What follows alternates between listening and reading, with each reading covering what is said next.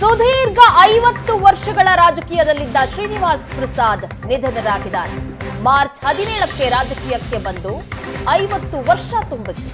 ಇತ್ತೀಚೆಗೆ ರಾಜಕೀಯ ನಿವೃತ್ತಿಯನ್ನು ಸಹ ಘೋಷಣೆ ಮಾಡಿದ್ರು ಶ್ರೀನಿವಾಸ್ ಪ್ರಸಾದ್.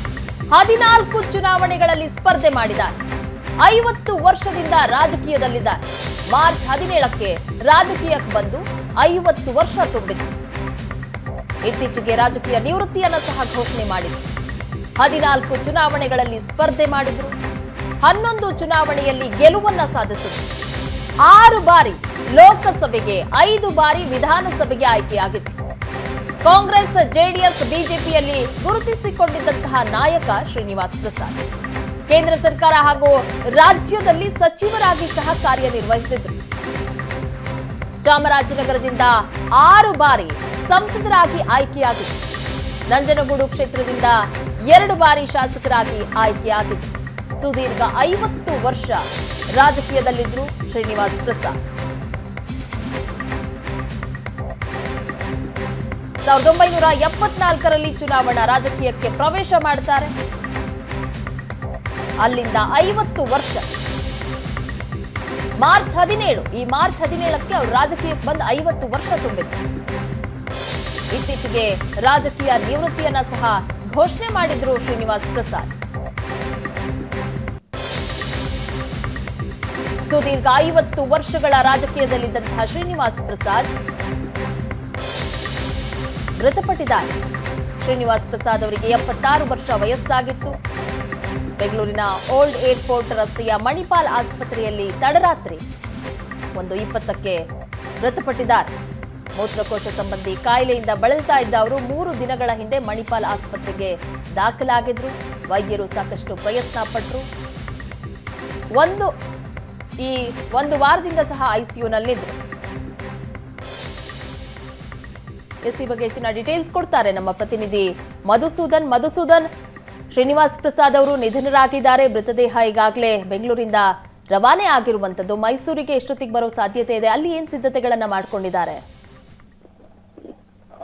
ಪ್ರಗತಿ ಶ್ರೀನಿವಾಸ್ ಪ್ರಸಾದ್ ಅವರು ಇವತ್ತು ಮಧ್ಯರಾತ್ರಿ 1:30 ಸುಮಾರಿಗೆ ಬೆಂಗಳೂರಿನ ಮಣಿಪಾಲ್ ಆಸ್ಪತ್ರೆಯಲ್ಲಿ ನಿಧನ ಆಗಿರತಕ್ಕಂಥದ್ದು. ಅವರ ಪಾರ್ಥಿವ ಶರೀರವನ್ನು ಈಗಷ್ಟೇ ಕೂಡ ಮೈಸೂರು ಕಡೆಗೆ ತರಲಾಗ್ತಾ ಇದೆ. ಬೆಳಿಗ್ಗೆ 7:45-8 ಗಂಟೆ ವೇಳೆಗೆ ಮೈಸೂರಿನ ಜಯಲಕ್ಷ್ಮೀಪುರಂನಲ್ಲಿರ್ತಕ್ಕಂತಹ ಭೀಮ ಸದನ ಅಂದ್ರೆ ಅವರ ನಿವಾಸ ಏನಿದೆ, ಅವ್ರ ನಿವಾಸಕ್ಕೆ ಪಾರ್ಥಿವ ಶರೀರವನ್ನ ತೆಗೆದುಕೊಂಡು ಬರ್ತಾರೆ. ಶ್ರೀನಿವಾಸ್ ಪ್ರಸಾದ್ ಅವರು ಸುದೀರ್ಘವಾದ 50 ವರ್ಷಗಳ ರಾಜಕೀಯವನ್ನ ಕಲಿಸಿರ್ತಕ್ಕಂಥವ್ರು. ಬರೋಬ್ಬರಿ 7 ಬಾರಿ ಅವರು ಚಾಮರಾಜನಗರದಿಂದ ಸಂಸದರು ಕೂಡ ಆಗಿದ್ರು. ನಂಜನಗೂಡಿನಿಂದಲೂ ಕೂಡ ಶಾಸಕರಾಗಿ 2 ಬಾರಿ ಆಯ್ಕೆಯಾಗಿದ್ದಂಥವ್ರು. ಕಡೆ ಬಾರಿಯಲ್ಲಿ ಚಾಮರಾಜನಗರದ ಸಂಸದರಾಗಿ ಉಳ್ಕೊಂಡಿದ್ದಂಥವ್ರು.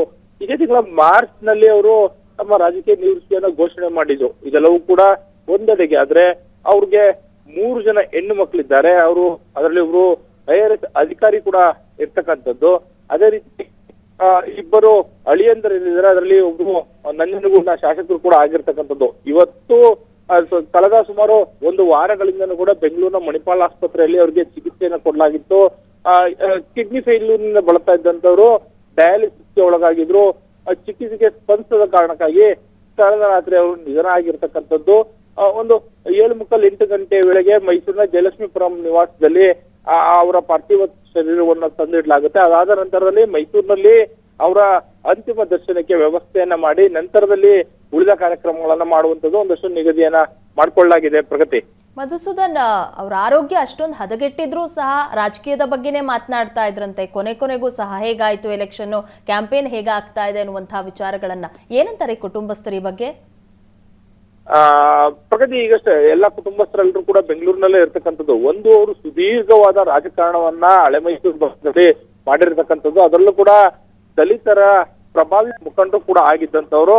ಅವರು ಕೊನೆಯ ಈ ಲೋಕಸಭಾ ಚುನಾವಣೆ ಸಂದರ್ಭದಲ್ಲೂ ಕೂಡ ಮೈಸೂರು ಭಾಗದಲ್ಲಿ ಅವರ ನಿವಾಸ ಶಕ್ತಿಯ ಕೇಂದ್ರವಾಗಿತ್ತು, ಶಕ್ತಿಯ ಆಕರ್ಷಣೆಯಾಗಿತ್ತು ಅಂದ್ರೆ ಕೂಡ ತಪ್ಪಾಗಲಾರದು. ಯಾಕಂತ ಹೇಳಿದ್ರೆ ಚಾಮರಾಜನಗರದಿಂದ ಸ್ಪರ್ಧೆ ಮಾಡಿದ್ದಂಥವ್ರು ಇರ್ಬೋದು, ಮತ್ತೆ ಇವ್ರಿಗೆ ಮೈಸೂರಿಂದ ಸ್ಪರ್ಧೆ ಮಾಡಿರ್ತಕ್ಕಂಥ ಅಭ್ಯರ್ಥಿಗಳಿರ್ಬೋದು, ಎಲ್ಲರೂ ಕೂಡ ಅವರ ಮನೆಗೆ ಎಡದಾಕಿದ್ರು. ಯಾಕಂತ ಹೇಳಿದ್ರೆ 2 ಪಕ್ಷಗಳು ಕೂಡ ಒಂದು ಸಮುದಾಯದ ಮತವನ್ನ ಪಡೀಲಿಕ್ಕೆ ಶ್ರೀನಿವಾಸ್ ಪ್ರಸಾದ್ ಅವರ ಓಲೈಕೆ ಮಾಡ್ಕೊಳ್ಳಿಕ್ಕೂ ಕೂಡ ಕಸರತ್ತನ್ನು ನಡೆಸಿದ್ದನ್ನ ನಾವು ಗಮನಿಸಬಹುದು. ಸ್ವತಃ ಮುಖ್ಯಮಂತ್ರಿ ಸಿದ್ದರಾಮಯ್ಯನವರು ಅವ್ರ ಮೇಲಿದ್ದಂತ ಮುನ್ಸನ್ನ ಮರೆತು ಕೂಡ ಅವ್ರ ನಿವಾಸಕ್ಕೆ ಭೇಟಿಯನ್ನ ಕೊಟ್ಟಿದ್ರು.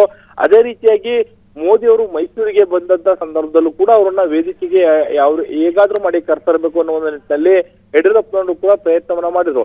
ಸಾಕಷ್ಟು ಜನ ಹಿರಿಯ ರಾಜಕಾರಣಿಗಳು ಕೂಡ ಈಗ ಅವರ ಮನೆಗೆ ಭೇಟಿಯನ್ನ ಕೂಡ ಕೊಟ್ಟಿದ್ರು. ಯಾಕಂತ ಹೇಳಿದ್ರೆ ಈ ಭಾಗದಲ್ಲಿ ಒಂದು ವಿಷನ್ ಇಟ್ಕೊಂಡು ರಾಜಕಾರಣವನ್ನ ಮಾಡಿದ್ದಂತ ಶ್ರೀನಿವಾಸ್ ಪ್ರಸಾದ್ ಅವರು ಕಡೆಯ ಬಾರಿಗೆ ತಾವು ರಾಜಕೀಯ ನಿವೃತ್ತಿ ಪಡ್ಕೊಂಡಿದ್ರು ಕೂಡ ತಮ್ಮ ಅಭಿಮಾನಿಗಳು ಹಿತೈಷಿಗಳನ್ನ ಒಂದಷ್ಟು ಅವರು ಇಷ್ಟಪಡುವಂತಹ ಪಕ್ಷಗಳಿಗೆ ಸೇರಿಸಿದಂತ ಪ್ರಸಾದ್ ಅವರು ಈ ಬಾರಿ ಚುನಾವಣೆ ಯಾವ ರೀತಿಯಾಗಿ ಆಗುತ್ತೆ ಅನ್ನೋದರ ಒಂದು ಕುತೂಹಲವನ್ನು ಕೂಡ ಇಟ್ಕೊಂಡಿದ್ರು. ಯಾಕಂತ ಹೇಳಿದ್ರೆ ಅವರು 7 ಬಾರಿ ಗೆದ್ದಿದ್ದಂಥದ್ದು, 14 ಬಾರಿ ಸ್ಪರ್ಧೆ ಮಾಡಿದಂತ ಸ್ಥಳಗಳೇನಿದ್ವು ಆ ಸ್ಥಳಗಳಲ್ಲಿ ಈಗ ಜನರ ರಾಜಕೀಯ ಒಲವು ಯಾವ ರೀತಿಯಾಗಿದೆ ಅನ್ನೋದನ್ನ ತಿಳ್ಕೊಳ್ಳುವಂತ ಕುತೂಹಲ ಕೂಡ ಅವ್ರಿಗೆ ಜಾಸ್ತಿಯಾಗಿ ಇತ್ತು.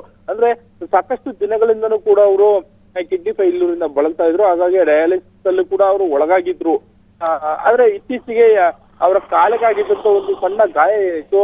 ಆ ಗಾಯ ಹೆಚ್ಚು ಉಲ್ಬಣ ಆಗಿತ್ತು. ಅದು ಕೂಡ ಸರಿಯಾಗಿ ವಾಸಿ ಆಗಿರಲಿಲ್ಲ. ಅದರ ಚಿಕಿತ್ಸೆಗೆ ಅವರು ಬೆಂಗಳೂರಿಗೆ ತೆರಳಿದಂಥದ್ದು. ಅದಾದ ನಂತರದಲ್ಲಿ ಅವ್ರಿಗೆ 4-5 ದಿನಗಳ ಕಾಲ ಒಂದಷ್ಟು ಐಸಿಯುನಲ್ಲಿ ಚಿಕಿತ್ಸೆಯನ್ನ ಪಡ್ಕೊಂಡಂತ ಎಚ್ಚರಿಕೆಯಲ್ಲೇ ಕಾಣ್ತಾ ಇದ್ದಾರೆ ಅಂತೇಳಿ ಕೂಡ ಒಂದಷ್ಟು ಮಾಹಿತಿ ಬಂದಿತ್ತು. ಆದ್ರೆ ಕಡೆ 2-3 ದಿನಗಳಿಂದನೂ ಕೂಡ ಅವರು ಐಸಿಯುನಲ್ಲಿ ಚಿಕಿತ್ಸೆಗೆ ಸ್ಪಂದಿಸ್ತಾ ಇದ್ದಂತ ಸಂದರ್ಭದಲ್ಲಿ ಕೂಡ ಇಡೀ ಕುಟುಂಬಸ್ಥರೆಲ್ಲರೂ ಕೂಡ ಬೆಂಗಳೂರಿಗೆ ಹೋಗಿ ಅವ್ರನ್ನ ನೋಡ್ಕೊಳ್ಳುವಂತ ಕೆಲಸ ಕೂಡ ಆಗಿತ್ತು. ಆದ್ರೆ ಕಡೆಯದಾಗಿ ಅವರು ಚಿಕಿತ್ಸೆಗೆ ಸ್ಪಂದಿಸದೆ ಕಳೆದ ರಾತ್ರಿ ನಿಧನ ಆಗಿರ್ತಕ್ಕಂಥದ್ದು. ಇನ್ನಷ್ಟೇ ಕೂಡ ಪಾರ್ಥಿವ ಶರೀರ ಮೈಸೂರಿಗೆ ಬರಬೇಕು. ಮೈಸೂರಿನ ಜಲಕ್ಷ್ಮೀಪುರಂ ನಿವಾಸದಲ್ಲೂ ಕೂಡ ನೀರವ ಮೌನ ಆವರಿಸಿರ್ತಕ್ಕಂಥದ್ದು. ಅವರ ಬೆಂಬಲಿಗರು ಮತ್ತು ಹಿತೈಷಿಗಳೆಲ್ಲ ಏನಿದ್ದಾರೆ ಅವರೆಲ್ಲರೂ ಕೂಡ ಒಬ್ಬೊಬ್ಬರಾಗಿ ಮನೆ ಕಡೆಗೆ ಬರುವಂತ ಪ್ರಯತ್ನವನ್ನು ಕೂಡ ಮಾಡ್ತಾ ಇದ್ದಾರೆ. ಒಂದು 7:45-8 ಗಂಟೆ ಪಾರ್ಥಿವ ಶರೀರ ಕೂಡ ಇಲ್ಲಿಗೆ ಬರುವಂತ ನಿರೀಕ್ಷೆ ಇದೆ. ಪ್ರಗತಿ. ಓಕೆ ಮಧುಸೂದನ್, ಮತ್ತಷ್ಟು ಮಾಹಿತಿಯನ್ನ ಪಡೆದುಕೊಳ್ತೀನಿ.